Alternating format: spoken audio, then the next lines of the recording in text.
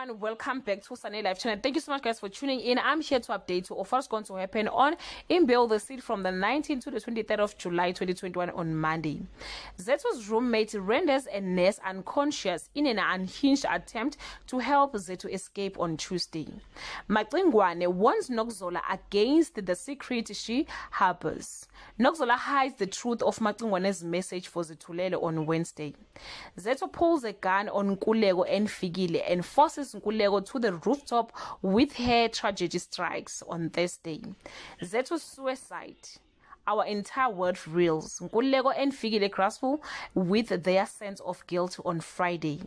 Punyoka suspects Zethu was murdered by Nkulego. Nokzola feels guilty about the possibility that Zethulele is not the father of her child. Guys, this is all I have for today. You can leave your comment below and share your opinion. Bye.